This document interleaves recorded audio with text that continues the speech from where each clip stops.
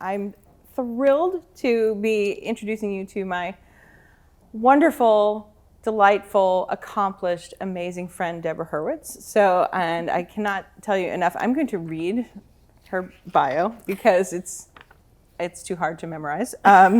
So, Deborah Hurwitz, composer, music director, and productivity coach. I want to make sure I get that correct.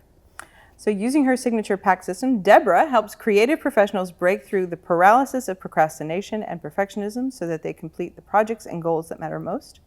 The binaries that we are brought up with in our culture, masculine, feminine, left brain, right brain, frequently cause us to set up an internal battle. Most of culture honors the assertive over the flowing, often dishonoring our own rhythms of creativity and healing. Deborah is a film and TV composer, Broadway music director, and recording artist whose internationally acclaimed projects include Cirque du Soleil, touring with Cyndi Lauper, and the Broadway smash hit Jersey Boys, which she did an amazing job on more than once. She has written, arranged, and produced music and television shows ranging from Sesame Street to Bravo's $1 Million Listing, and has performed for stadium audiences of 20,000 people in thigh-high metallic blue stiletto boots. Yeah, that's worth applause all by itself. So in the highly competitive and complex world of music production, Deborah has mastered the skill set necessary to navigate multiple simultaneous projects, teams, and deliverables all at once, while still honoring her creative self-expression and personal integrity. She now helps a tribe of 10,000 do the same. Deborah is also an award-winning speaker, productivity coach, and the co-author of the Amazon #1 bestseller, She Made It Happen, 22 inspiring stories from female entrepreneurs around the world. You can find her at hurwitzmusic.com and productivityforperfectionists.com. So I would just like to ask you to help welcome my wonderful friend, Deborah Hurwitz. So. Thank you. Thanks so much. Hey. What a pleasure to be here. Oh, thank you. I'm really grateful that you decided to come. Anything called FemmePyre, I mean, come on. Gotta have it. You gotta make your own. You gotta make your own world of woman power, right? Absolutely. Yeah, for Absolutely. sure. I'm so glad you're doing this. Oh, thank you. Thank you. Yeah. And thank you for, so just so you guys know, so Deborah helped inspire this. So when I was trying to think about, should I do it? Should I not do it? You know, there were a handful of people who were just, you gotta do it. Deborah was one of them. She was like, no, just do it. Just commit. Just do it. Just commit. It's like, okay. I'm a get it done person, right? So. Right. She is definitely the get it done person. So that's ever an issue. She's your girl. So I have a bunch of questions. But I want to start with because you've had this really successful music career, right? That you've been on this track, and I know, just from our friendship, that there's been ups and downs in that career. It's been often very amazing and lots of accolades, and then other times where it's been like super painful and really difficult.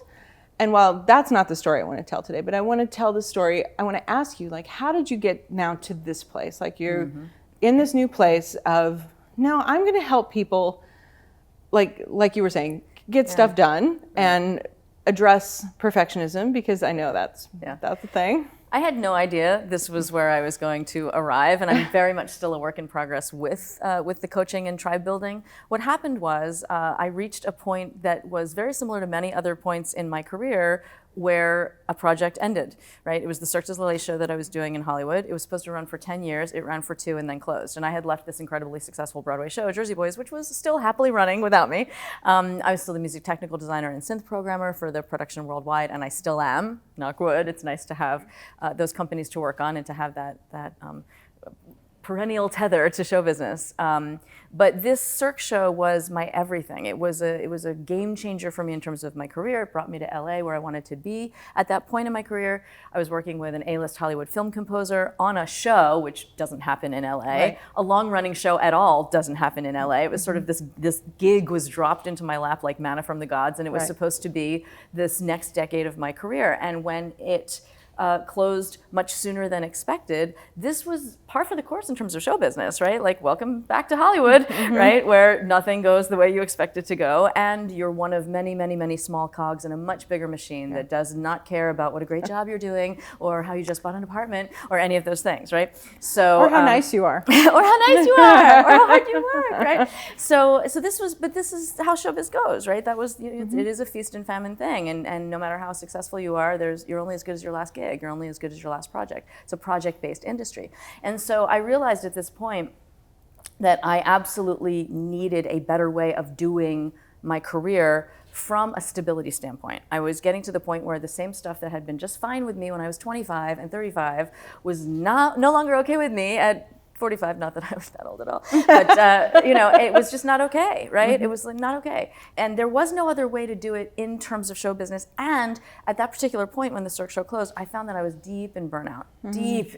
Like I'd been burnt out before and rallied and come back, do some yoga, go on a retreat, right? But this was like, I don't want to do this anymore. Like, I don't even know if I want to make music anymore. I'm not inspired. I don't feel any, like the muse is not talking to me anymore. And I was running on like the fumes of my ambition from my 20s, but it was rote. It was autopilot and pilot was down, right? And so I just, I was looking into lots of different things. And one thing that I found that I think is great, I still have this business in the background. I achieved the passive income without working on it, which is really nice. It's a network marketing business in health and wellness. I built that business for about 5 years, built a team, had a couple hundred consultants working under me, not under me, for themselves, right. And it's a great business model. It's sort of like, we call it Intrapreneur. Like you're an entrepreneur, you run your own business, but you have this support and you're basically repping a brand, right? And it's a great brand, great company, really good. I learned a ton about coaching, about sales and marketing, about working with entrepreneurs, about just sort of that world. But I had already made it in my passion career, right? This wasn't like replacing that. And there was stuff about it I didn't love. I just knew I hadn't quite found it yet, whatever it was that was going to have me sailing off into my 70s and 80s as like a professor and a yoga teacher, which is where I'm going once I'm like an octogenarian.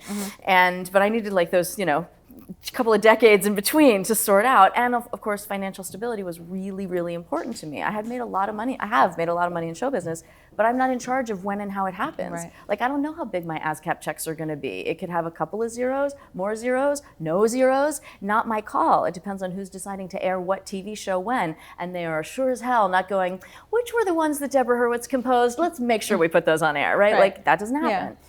So what happened was, the shorter story here, is that I knew that people were making great money online. Like I knew that like the online entrepreneur services and products online was like the wild freaking west. And people were killing it, and people were also struggling and doing everything wrong. And there was everything from like the super sharky shysters over there who I didn't believe in at all and who I didn't find trustworthy at all. And even their claims about money were like, I don't think you're really, And then there were over on this other side, the super touchy-feely, crystal gazing, make the world a better place people that I could much more resonate with, but I didn't think they were making any money. And they were like talking about financial freedom, but I didn't see it.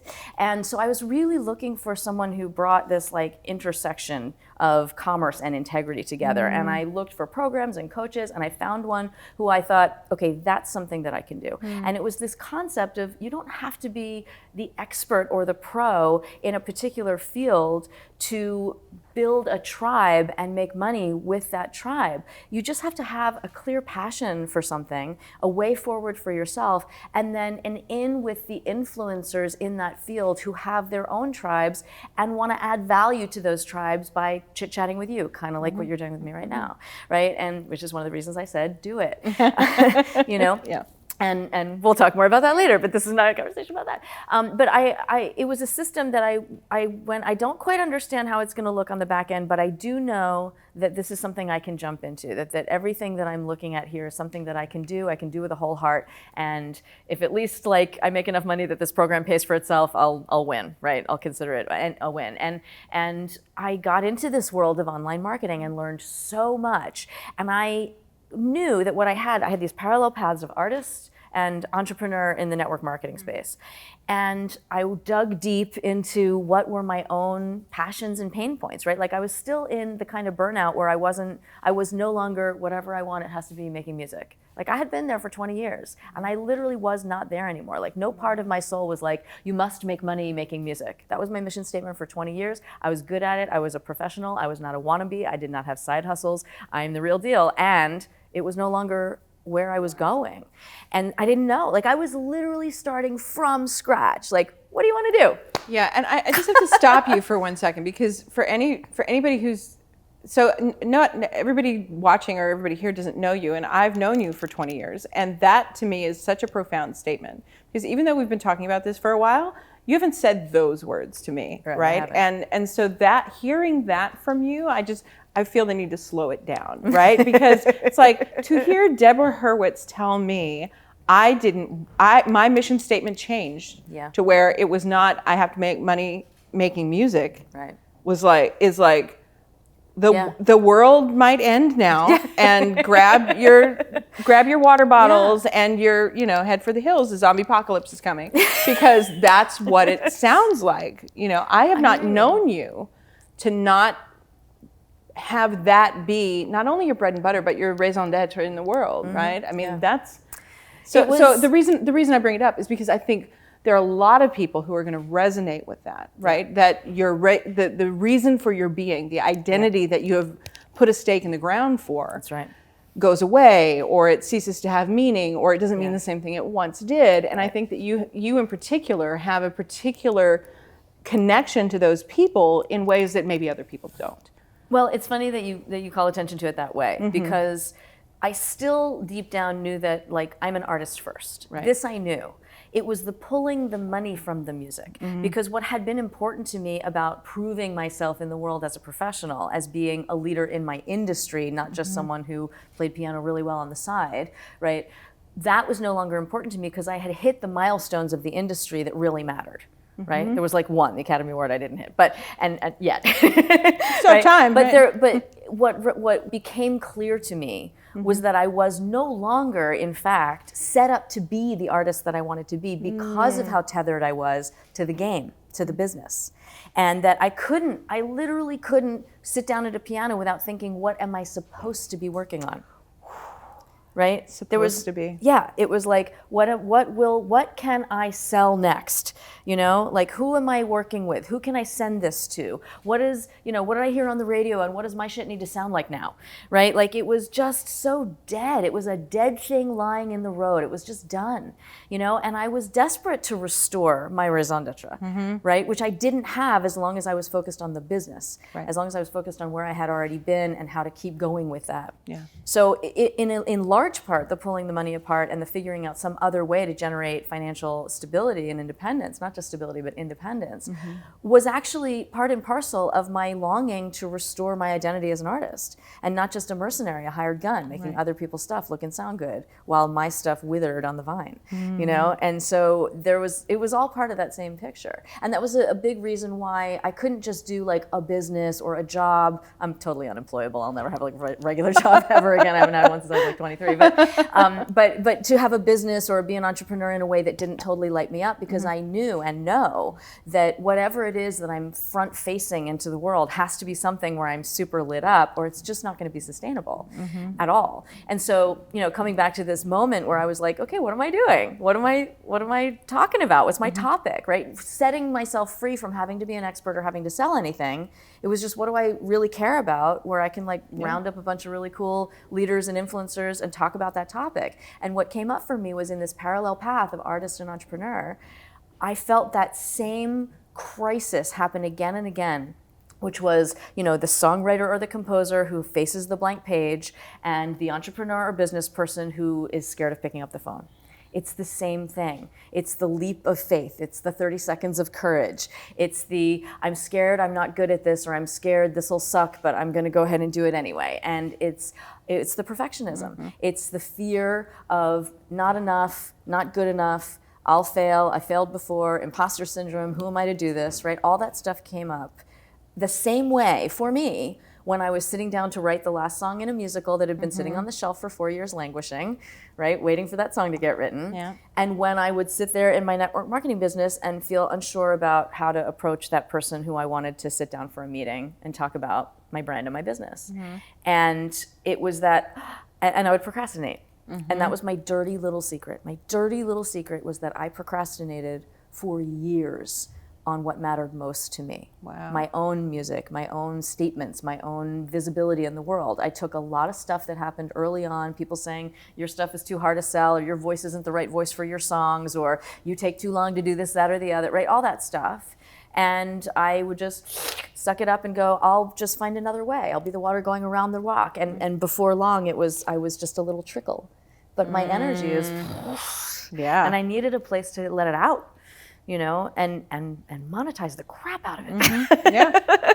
Right? So that's what I went into. And my very first summit was Productivity for Perfectionists. Mm-hmm. How to stop procrastinating, silence your inner critic, and get it done in 20 minutes a day. Mm-hmm. And I was all about the nuts and bolts, the strategy, the real tools. What do you mean 20 minutes a day? Who can get anything done in 20 minutes a day? Well, that came from me actually writing that song that had been waiting on the shelf for 4 years in 20 minutes a day. Using a particular system that's now part of my system. But it was I'm a seasoned pro. I've been writing music for 25 years. No way was someone going to come along and be like, let me tell you a better way to create, right? No way.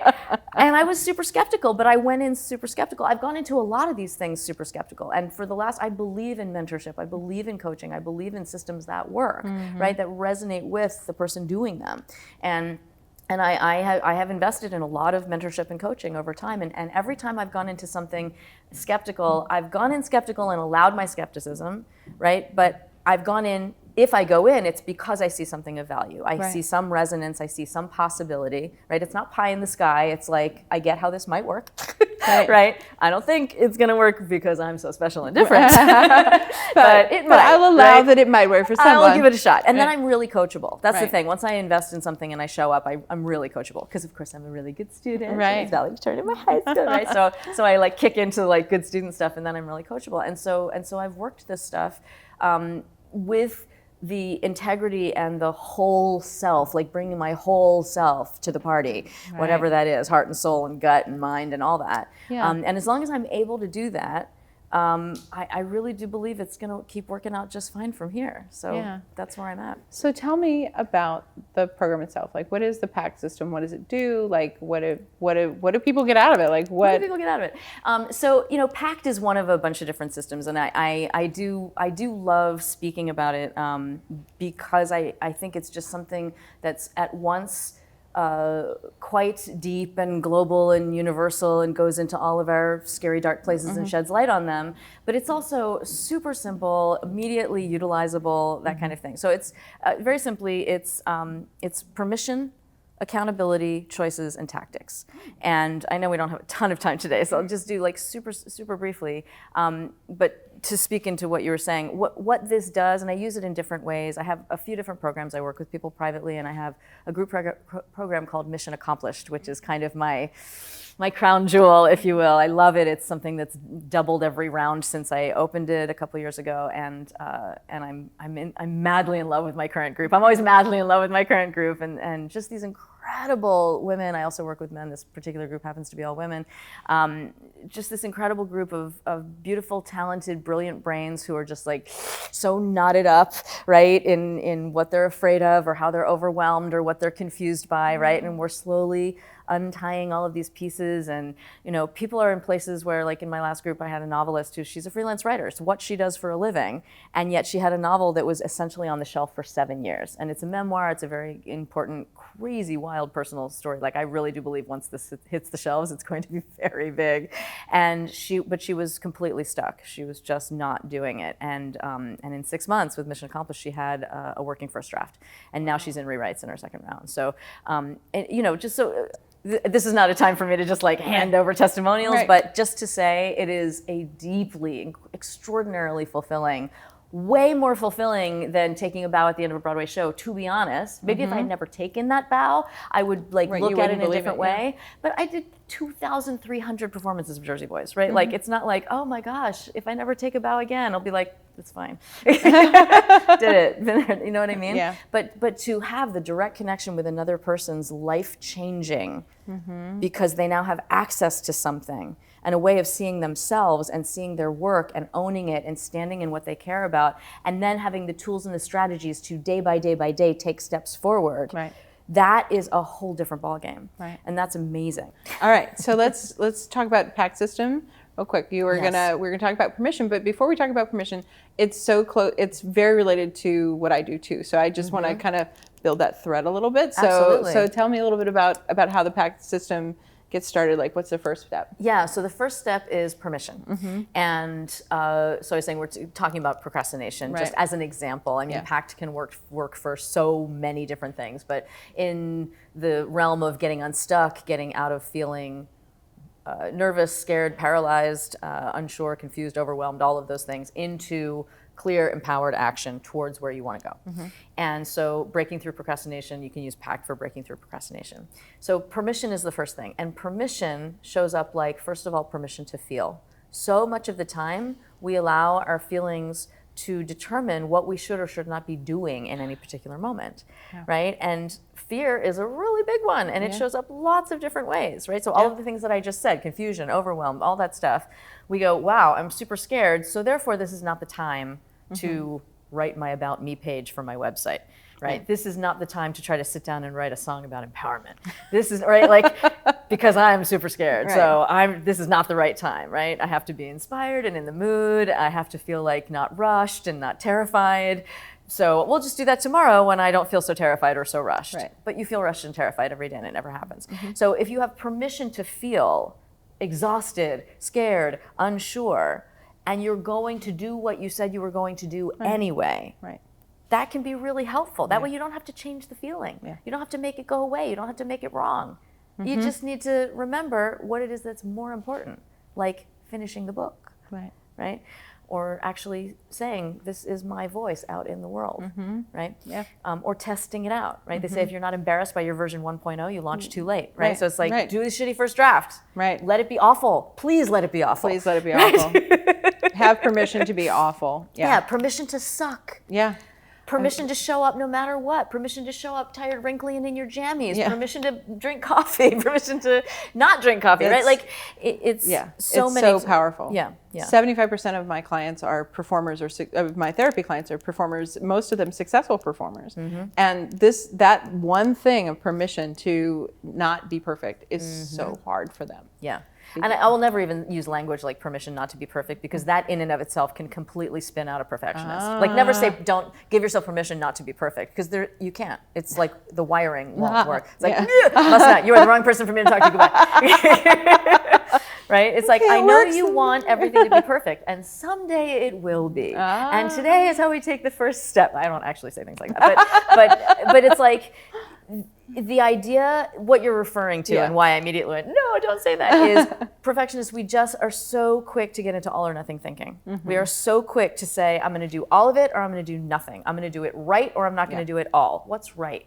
Right? Giving ourselves permission, especially when we're talking about creative endeavors, where it's highly subjective, right? Like, I give people advice all day long on production values and how something looks, everything from copy to lyrics to arrangements to stage styling, right? It's like, because I just have a lot of experience in the industry. That doesn't mean I'm right about anything, or that there is such a thing as right. It's your taste. Exactly. There's a taste level, and there's also, what I took in as gospel for years of my career that had me sell out myself. So I'm a big fan of, like, don't worry about what other people think. You can't not worry about what other people think. It's hardwired into our primal brains to belong to a tribe, right? But you can set it aside for just a couple of minutes, right? You can have your inner critic take a nap for 5 minutes while you open up a document, look at a blank page, and throw your hands across the keyboard and let whatever fuck comes out, come out.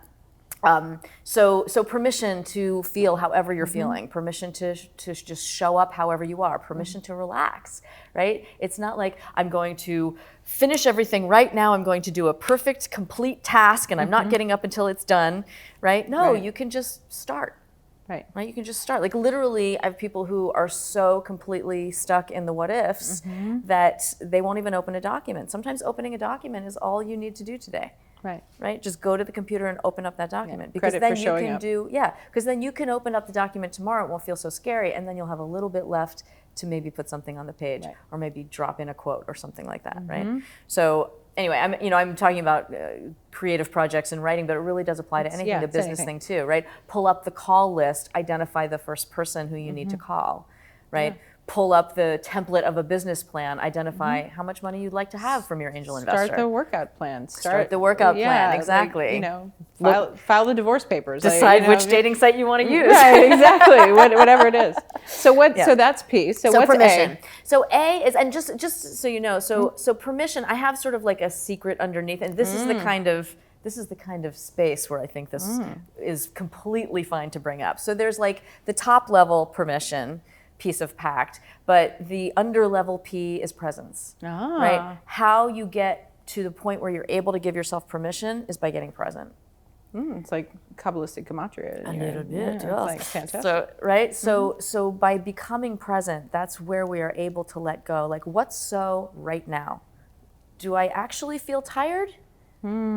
What's happening in my body? Am I having a hard time holding myself up? Am I having a hard time keeping my eyes open? Right? Like, okay, let that be so. Yeah. What if I closed my eyes and continued to think about what it is I said I was going to do? Right? Or, I feel scared. What does that actually feel like? What is my stomach churning? Am I breathing high in my chest and shallow? Maybe I can drop my shoulders and breathe it down into my gut a little bit more. How does that affect my parasympathetic nervous system? And what is present right now? Am I failing at my life right now? Or am I just sitting here in my chair right now and breathing? Right? Am I someone that my mother hates and that fights with all of my friends right now? Or am I just here in a room right now? Right? So presence is the access point for permission. Right? So then A is accountability. The access point for accountability is authenticity. So let me describe that a little. So accountability is just what it sounds like. Doing what you said you would do. Being held to account. You can be your own accountability buddy. You can have a houseplant be accountability buddy. You can have friends, you can have coaches, you can have mentors. Of course, because I believe in mentorship and structure in that way, I think a community that provides accountability, a structure that provides accountability, very useful, right? But accountability is merely the willingness, the ability to be held to account. What did you say you would do? Are you doing it? Did you do it? Okay, next. What are you saying you're going to do, right? It's being held accountable to your word, right? In the PACT system, it's what do you say, right? One of my favorite influencers, Gary John Bishop, phenomenal. We got into this deep conversation about, well, who is the I that's speaking in that conversation, right? And he's like, at the end of the day, you are who you say you are. You are who you say you are. And who you say you are shows up by how you do what you say you are, right? It's like, so it's just putting those things together. What are you saying about who you are? Go do that. Right? And then that shows up a lot of different ways. And so authenticity is the access point to that, because a lot of times we do stuff, or we say we're going to do stuff because of what we think we should do, or what we think the rest of the world wants us to do, which is, of course, where all of your work comes in. That's right. That's the me paying the me sore. What are my shoulds? And then I'm stuck in my shoulds, and I can't do anything. Right, exactly. Like I should go and get another Broadway show. I should try to work on bigger and bigger TV shows. I did not enjoy writing music for television. I felt like I was making the carpet and wallpaper for somebody else's car. Like it was just like, I am the author of my story, and I love collaborating and working with other people's stories. But I don't want to be like the person that comes in and plays cleanup so I can fix your sloppy edit. I'm laughing because, so I worked on a Christmas movie, and I called Deborah and I said, so I'm working on this Christmas movie with this big name musical celebrity. Right, and I might need some help with a song for her. And she's a really big deal. I don't want to say her name because and so, do you want to do this with me? And she's kind of like, not really. Is the money really good? I was like, not really. She's like, no. So that's what that made me think of. Exactly right. Yeah. And I love you. And if you had just been like, sweetie, you got to do this for me, I would have been like, absolutely, of course, we'll figure it out. And you're like, do you wanna? It's like, you asked me if I wanted to. That's different from will you because please. My experience was also like, big name celebrity, not having a lot of fun here. Right. And that's my whole point with the sort of being burnt out and running on fumes is like, sure, 20 years ago, even 10 years ago, it would have been like, oh my God, yes, let's do that. I'll work with this person. But it's like, been there, done that. And what I know now from that kind of work is being, associated with does not fuel the soul. Right. The way I thought and hoped it would. Right? So I'm glad that I have my associated with credits, right? Like I'm glad I can put it in the bio. Sir, Jersey Boys. And I've got a bunch of those, and that's great. I'm glad I have them. But it doesn't do what I'm doing now does. Right. And even from a musical standpoint, like I am now much closer to, it's a work in progress, but much closer to the artist I want to be. I'm writing what I want to write. I'm working with people I want to work with on projects I want to work on. And I have an enormous creative stake in what it is. I'm not just piecing together, being like the monkey hands, monkey dance dance for a lot of people who don't agree on Right. what they want, and it's my job to reconcile all those differences. And it goes directly to this thing of authenticity that we're talking about, That's right. And it's that moment of does it speak directly to my accountability? Because it is so hard to be accountable when you can't be authentic. Yeah. It When is you absolutely hate every second of almost it. impossible to be accountable when you can't be authentic. Yeah, and I that's think for me, with the idea of the divided woman, that is the thing that it comes down to, is because so many women, especially, find ourselves trapped in this place where we're living in our shoulds. We're always looking at the thing that we're supposed to be getting, reaching for, that is like, oh, we can have it all, that thing, right? That thing. And if we just keep reaching for it, maybe eventually we'll get it. Yeah. And it's a trap. Yeah. And if we only would be authentic. Yeah. And heal the divide instead of constantly reaching for the pieces that are supposed to be there, working with celebrities, Yeah, and to fill in authentic a little bit, this is one of those words that has been bandied about quite a bit lately, right? Yeah. It's like, impact and authentic and unleash, and there are a bunch of sort of catchwords out there that I'm like, oh, enough with that. So here's the thing with authenticity is it's absolutely your deepest truth. But a lot of what happens is people think authentic has to be awesome, happy, positive, right? So if I'm in my authentic self, then I am at peace, I am productive, I am fulfilled, I am self-expressed, I am liberated. And sometimes authentic is I am mad as fuck, right? Like sometimes authentic is I'm seething with resentment over what's happened to my life in the last 5 years. And you've got to get through that before you can get to anything that looks pretty. And that brings us back to permission. But sometimes authentic is acknowledging what is truly there, even if it's not pretty, right? Because it's all in service. It's all in service of helping you do you in some way or another. We don't have time to get into all of that, right? And sometimes authentic is about letting go of something you thought you had to hold on to, something about who you are, what you have to say, what you're supposed to do, right? So it's as much claiming as it is letting go. And then what's left, the true and present reality, gives you accountability, the access point into accountability. And then sees choices. And one of the things I'll just say, just as a summary to go through choices, because there's a lot we could do on it, but you always have a choice. You always have a choice. You do not have a choice about the weather, about what arises in your circumstances, about your own thoughts and feelings that show up. But you always have a choice about how to respond. You always have a choice about what's next. Right? It makes me insane when I hear people say, well, I did this because, and then they list the circumstances. I couldn't do this because, and then they list the circumstances. I had no choice because someone else did or said something. Right? And the truth is that we always have a choice. Right? And the access point to choice is cause, realizing that we are at cause in our lives, which is different from being at fault. Right? As perfectionists, we are so ready to blame ourselves. What did I do wrong? Why am I not good enough? How am I going to get it right? And we are quick to heap blame. We're quick to get into the self-critical place. We're quick to feel super awful about things, whether we're the control freaky kind of perfectionist or the people-pleasing kind of perfectionist or everything in between, right? It's always like we get mired in rumination and fear and we get into paralysis. We always have a choice, and we don't have to be wrong in order to make a better choice next. We don't have to be at fault in order to cause what we want in our lives. Right? So at cause instead of at fault, or instead of at effect of. Right? And the access point to choice is cause, just seeing where we are at cause in our own experience. Right? You can have absolutely, my husband and I are classic glass half empty, glass half full, except it's like he's like there is no glass, right? It's that extreme. And I'm always marveling at how we can have exactly the same set of circumstances and feel completely different about what happened, right? We traveled at different times to the same place at one point for a family thing. He went to exactly the same flight, exactly the same shuttle, exactly the same walk, exactly the same hotel check-in, and he was like, oh, my day was from hell, and like this whole story about all the things that were terrible and wrong and awful, and I had exactly the same journey and a totally different story, right? The same oppressive crowd of people were a party for me, right? And the same temperature for him. Well, he likes it colder than I do, but that sort of thing, right? So just a completely different interpretation. So you always have a choice. And then finally, T is tactics, and T is just that's the strategies and the tools. Right? And the access point for that is triggers or trouble, right? Where do you get sucked down the rabbit hole?